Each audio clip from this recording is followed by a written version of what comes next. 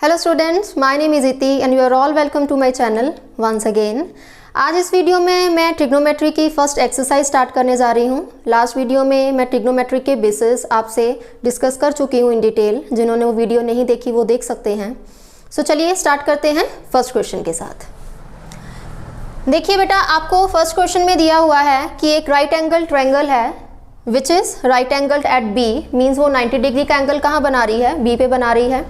और दो साइड्स की हमें मेजरमेंट्स दी हुई हैं। ए बी साइड दी हुई है 24 सेंटीमीटर एंड बी सी दी हुई है 7 सेंटीमीटर।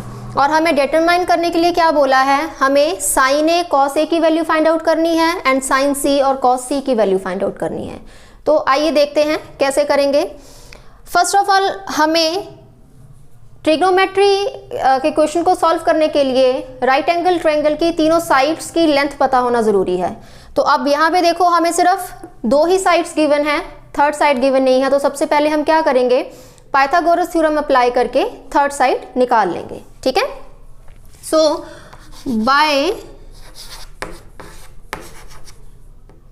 पाइथागोरस थ्योरम, मैं इन शॉर्ट पीजीटी लिख रही हूँ, बाय यूजिंग पाइथागोरस थ्योरम। क्या होती है पाइथागोरस थ्योरम?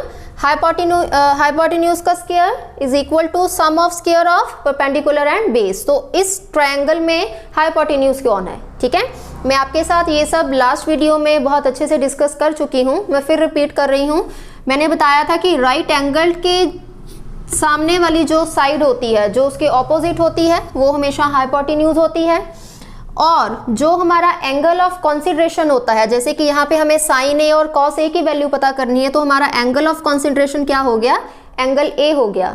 उस एंगल के ऑपोजिट साइड जो होती है वो परपेंडिकुलर होती है। एंड जो तीसरी साइड रहेगी ऑब्वियसली उसे हम क्या बोलते हैं, बेस बोलते हैं, या उसे बोल देते हैं side adjacent to the angle of consideration, वो हो जाती है हमारा बेस। ठीक है। सो अब पता चल गया, ए सी हमारा हाइपोटेन्यूज है, ए बी हमारा बेस है और बी सी हमारा क्या है, परपेंडिकुलर है। अगर हम एंगल ए को क्या मान रहे हैं, एंगल ऑफ कंसीडरेशन ले रहे हैं। ठीक है, मतलब जिस एंगल की हमें ट्रिग्नोमेट्रिक रेशियोज निकालनी है। ठीक है। तो आप देखो पाइथागोरस थ्योरम के अकॉर्डिंग क्या आ जाएगा, A C square is equals to A B square plus B C square. A C square हमें निकालना है, ए बी की वैल्यू कितनी है 24 का स्क्वायर और BC की वैल्यू कितनी है 7 का स्क्वायर। 24 का स्क्वायर कितना हो जाएगा बेटा, आपको एटलीस्ट 30 स्क्वायर्स की वैल्यूज याद होनी चाहिए। ठीक है, वो आपको बहुत हेल्प करेगी जब आप एग्जाम में जाते हो। अदरवाइज आपका थोड़ा सा टाइम उसको मल्टीप्लाई करके निकालने में वेस्ट हो जाता है। तो it comes out to be 676 plus 77 या 49 होते हैं, हमें पता ही है। और ये दोनों मिलके कितने हो गए, 625 हो गए। अब यहाँ पे AC का स्क्वायर है, तो स्क्वायर उधर जाके क्या बन जाता है, स्क्वायर रूट बन जाता है। एंड 625 का स्क्वायर रूट कितना होता है, 25 होता है। तो मीन्स थर्ड साइड हमारे पास क्या आ गई, 25 सेंटीमीटर आ गई, जो हमने कैसे निकाल ली, बाय यूजिंग पाइथागोरस थ्योरम। ठीक है, देख लो, पाइथागोरस थ्योरम अप्लाई करी और हमने क्या निकाल ली, AC यानी कि हाइपोटेन्यूज की वैल्यू निकाल ली।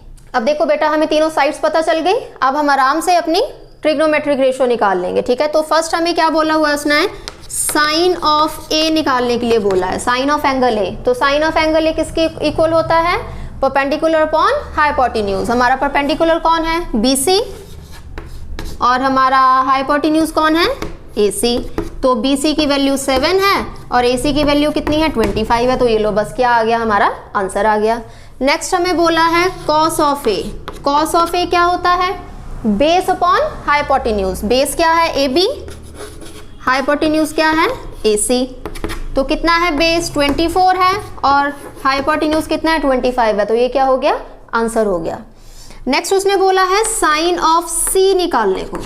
ठीक है, अब बच्चे ध्यान रखना है, यहाँ पे एंगल ऑफ कंसीडरेशन क्या हो गया, चेंज हो गया। अब वो इसकी बात नहीं कर रहा है, अब वो हमें बोल रहा है कि हमें साइन ऑफ एंगल C निकालना है। एंगल चेंज हो गया ना, तो अगर एंगल चेंज हो गया तो परपेंडिकुलर बेस भी क्या हो जाएंगे, चेंज हो जाएंगे। इस एंगल के ऑपोजिट साइड अब कौन सी है, ये है। तो ये हमारा अब क्या हो जाएगा, परपेंडिकुलर हो जाएगा, और ये हमारा क्या हो जाएगा, बेस हो जाएगा। ठीक है, इस चीज का ध्यान रखना है। बच्चे यहीं पे गलती करते हैं, वो एंगल नहीं देखते हैं कि हमें कौन से एंगल के लिए ट्रिग्नोमेट्रिक रेशियोज निकालने के लिए बोला है। ठीक है, तो ये ध्यान रखना है। तो अब देखो एंगल ऑफ सी के लिए ये परपेंडिकुलर है और हमें साइन है। साइन क्या होता है?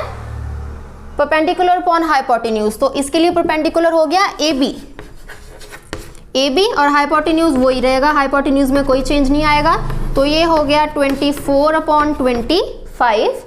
और नेक्स्ट निकालना है हमें cos of C. Cos of C क्या होता है? कॉस क्या होता है? Base upon hypotenuse. तो अब बेस क्या हो गया इस एंगल के लिए? BC upon AC। और BC हमारा कितना है? BC हमारा 7 है और AC हमारा 25 है। तो ये हो गए आपके आंसर्स। ठीक है, यही हमें पूछा था निकालने के लिए। Sine A cos A sine C cos C. तो देखो हमने sine A cos A sine C और कॉस सी की वैल्यूज फाइंड आउट कर ली by the given conditions. Clear है बेटा? देख लो कहीं डाउट ना रह जाए। चले नेक्स्ट क्वेश्चन पे चलिए।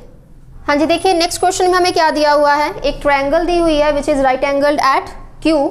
ठीक है, और हमें PQ और PR की लेंथ दी हुई है, बट हमें QR की लेंथ नहीं दी हुई है which we need to find out. और हमें फाइंड करने के लिए बोली है किसकी value? tan P minus cot R। ठीक है, सेम वही मेथड जैसे हमने पिछले क्वेश्चन में किया वैसे ही निकालेंगे। ऑब्वियसली दो साइड्स हैं, थर्ड साइड नहीं पता है तो कौन सी थ्योरम लगा के निकाल लेंगे? पाइथागोरस थ्योरम लगा के निकाल लेंगे। ठीक है, सो बाय यूजिंग पाइथागोरस थ्योरम क्या आ जाएगा? अच्छा अब देखो ये हाइपोटेन्यूज हो गया, इसे परपेंडिकुलर मान लो और इसे बेस मान लो। ठीक है, क्योंकि अभी हमें कोई एंगल ऑफ कंसिडरेशन की बात नहीं हो रही है, हम सिर्फ एक राइट एंगल ट्रायंगल में क्या ढूंढने की कोशिश कर रहे हैं? एक साइड ढूंढने की कोशिश कर रहे हैं। ठीक है, तो क्या हो जाएगा? PR square is equals to PQ square plus QR square. देखो जी PR हमें कितना दिया हुआ है? 13 दिया हुआ है, तो 13 का स्क्वायर आ गया। और PQ भी दिया हुआ है 12 स्क्वायर। एंड हमें फाइंड आउट क्या करना है? QR फाइंड आउट करना है। तो ये हो गया 169, ये इधर आ जाएगा और 12 या 144, ये हो जाएगा QR स्क्वायर। ठीक है, यहाँ पे बेटा एम्प्लाइज के साइन डालना नहीं भूलना, बच्चे भूल जाते हैं, दिस इज मैंडेटरी।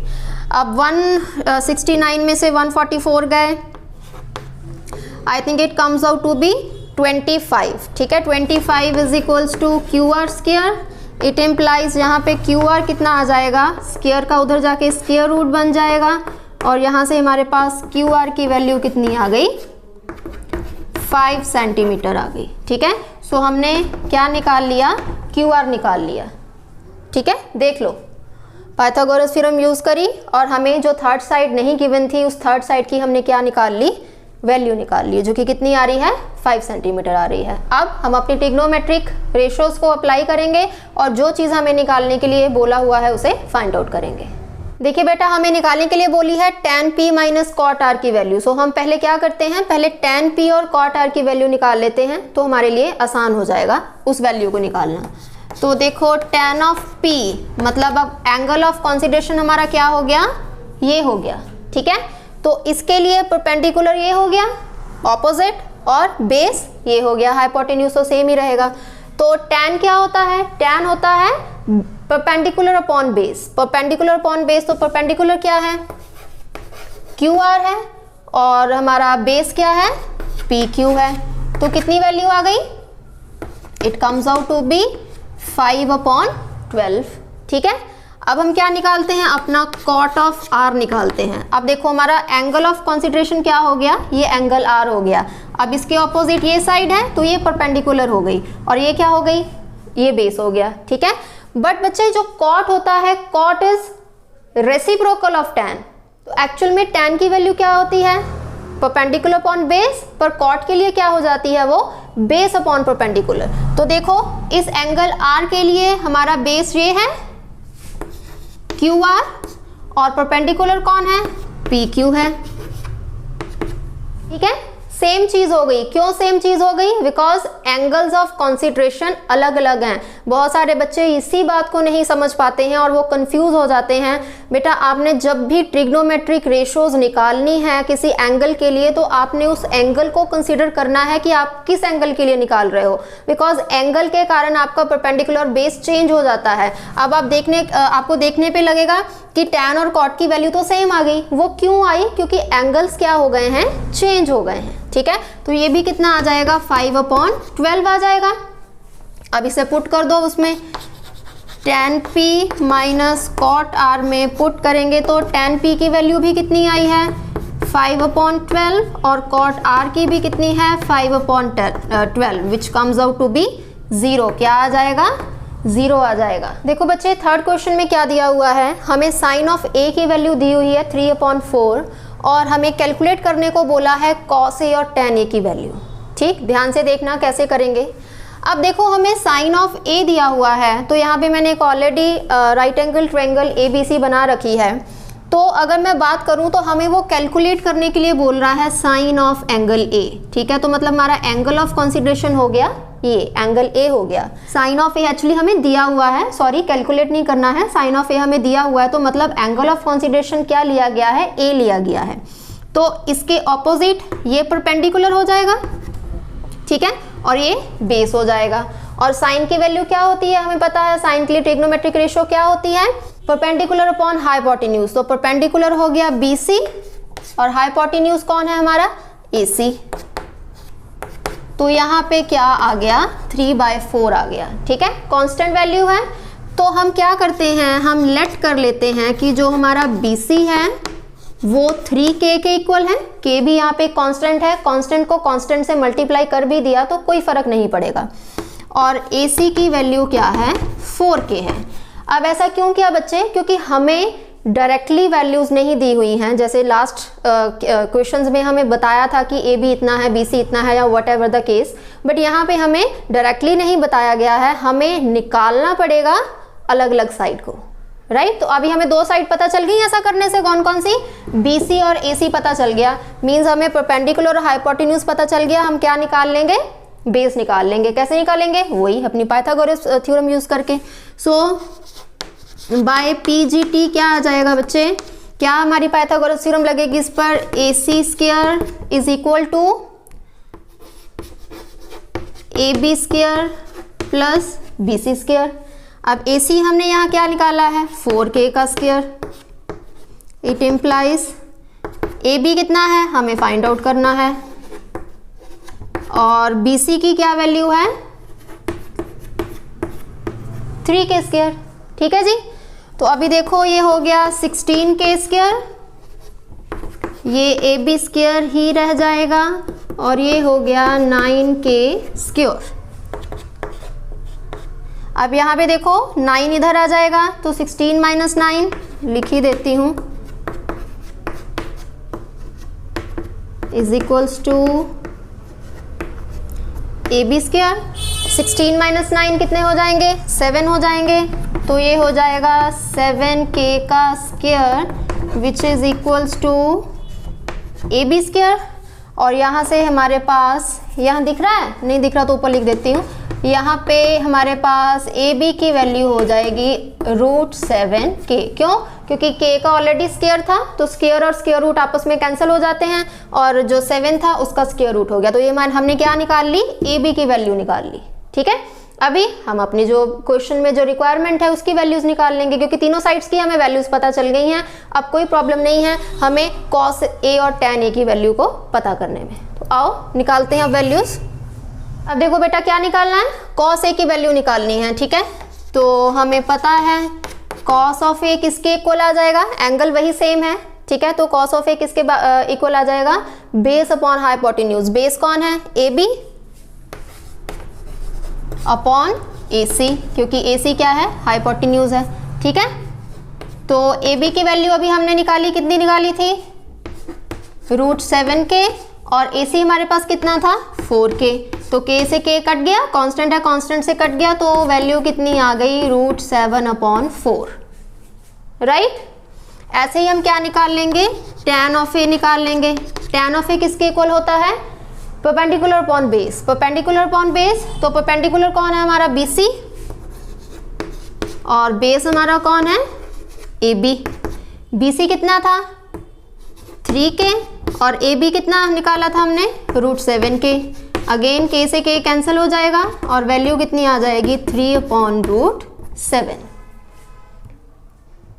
ठीक है बेटा, तो देखो बड़ी ही आसानी से हमने क्या कर लिया, cos ऑफ A और साइन tan ऑफ A की वैल्यू निकाल ली अपनी, जो हमें गिवन कंडीशंस दी हुई थी। ठीक है, तो बिल्कुल डिफिकल्ट नहीं है बच्चे ट्रिग्नोमेट्री। आप लोगों को लगती है कि बहुत डिफिकल्ट है, कैसे करेंगे, बट ये बहुत ही इंपॉर्टेंट और स्कोरिंग चैप्टर है। प्लीज़ इसे छोड़ना नहीं है, ठीक है, क्योंकि आपके जो लोग फर्दर साइंस ऑप्ट करेंगे तो वहाँ पे भी ये बेस आपको बहुत हेल्प करेगा। 4th और 5th क्वेश्चन के लिए मैं आपको सिर्फ क्लू दे रही हूँ, ठीक है, कि उन्हें कैसे करना है। आप करोगे खुद, क्योंकि तभी मुझे पता चलेगा कि जो मैं बता रही हूँ आपको वो समझ आ रहा है या नहीं आ रहा है। आप मुझे कमेंट सेक्शन में कमेंट करके बताना कि क्वेश्चंस हुए या नहीं हुए। अगर नहीं हुए होंगे तो मैं आपको सोल्यूशन प्रोवाइड करूँगी, ठीक है, ये मेरा प्रॉमिस रहा। बट प्लीज़ ट्राई ज़रूर करना खुद से। तो देखो 4th क्वेश्चन में हमें क्या दिया हुआ है, 15 of cos A is equal to 8। ठीक है, तो यहाँ पे हम क्या कर लेंगे, cos ऑफ A को क्या लिख सकते हैं, 8/15 लिख सकते हैं, लिख सकते हैं ना। ये 15 हम नीचे ले आएंगे तो वही केस बन गया पिछले क्वेश्चन वाला, जैसे लास्ट क्वेश्चन में हमने अभी किया। तो cos A की वैल्यू निकाल लेंगे, ठीक है। इस ट्रायंगल से क्या आ जाएगी, वही सेम ट्रायंगल है, यहाँ पे भी एंगल ऑफ कॉन्सिडरेशन A ही लिया हुआ है। तो बेस कौन है हमारा यहाँ पे AB और हाइपोटेन्यूज कौन है AC, ठीक है। अब इस केस में हमें AB और AC पता है और हमें फाइंड आउट क्या करना है, परपेंडिकुलर बेस की वैल्यू निकालनी है। पाइथागोरस थ्योरम अप्लाई करोगे और उसके बाद आप आराम से दोनों ट्रिग्नोमेट्रिक रेशियोज निकाल लोगे, sine of A and secant of A, ठीक है। नेक्स्ट 5th क्वेश्चन में भी सेम कंडीशन दी हुई है, सीकेंट ऑफ थीटा दिया हुआ है। अब यहाँ पे उसने एंगल ऑफ कॉन्सिडरेशन को थीटा मान लिया है ABC की बजाय, तो कोई फर्क नहीं है। 13/12 दिया हुआ है। आप यहाँ पे काम कर सकते हो, बिकॉज हमें पता है सीकेंट और कॉस का एक रेसिप्रोकल रिलेशन है आपस में। तो क्या करो, इसको उल्टा कर दो, कॉस ऑफ थीटा निकाल लो यहाँ से 12/13, ठीक है। ऐसा क्यों, क्योंकि जनरली करते करते आपको साइन, कॉस और टेन की जो ट्रिग्नोमेट्रिक रेशियोज हैं वो आपको याद हो जाती हैं, लर्न हो जाती हैं अच्छे से। तो सीकेंड में कहीं ना कहीं बच्चे कंफ्यूज हो जाते हैं और गलती कर देते हैं। तो उस कंफ्यूजन को दूर करने के लिए आप क्या करो, सीकेंड को कॉस में कन्वर्ट कर लो। तो यहाँ पे 13/12 था तो क्या हो जाएगा, 12/13 हो जाएगा आराम से। अब यहाँ से भी कॉस की वैल्यू वही आ जाएगी, ठीक है। मान लो ये हमारा एंगल A ही थीटा है, आपकी मर्जी है आपने कौन सा, जब नहीं मेंशन किया है कि कौन से वर्टेक्स पे एंगल बन रहा है, जब कौन सा वर्टेक्स ऑफ जो है वो एंगल ऑफ कॉन्सिडरेशन लिया हुआ है, तो आप किसी को भी मान लो, आपकी मर्जी है। तो यहाँ पे भी सेम ही आ जाएगा, AB/AC 12/13। तो यहाँ से BC निकाल लोगे पाइथागोरस थ्योरम अप्लाई करके। और इस क्वेश्चन में उन्होंने बोला है कि सारी की सारी बाकी ट्रिग्नोमेट्रिक रेशियोज निकालनी है। कौन कौन सी रह गई, जैसे कि सीकेंट तो पता ही है, कॉस भी पता चल गया, ठीक है। साइन रह गई, टेन रह गई और कोसेकेंट और कोटेंजेंट रह गई, ठीक है। सो आई होप आप ये दोनों क्वेश्चंस करोगे। और अभी मैं ये 5 क्वेश्चन ही कवर कर रही हूँ, नहीं तो वीडियो बहुत लंबी हो जाएगी। नेक्स्ट वीडियो में मैं बाकी के 5 क्वेश्चन है वो कवर करूँगी। सो बने रहना वीडियो के साथ, ठीक है। फिर मिलूंगी आपसे नेक्स्ट वीडियो में। Till then stay tuned, keep studying, keep watching my videos, keep motivating me, keep supporting me, and thanks for watching.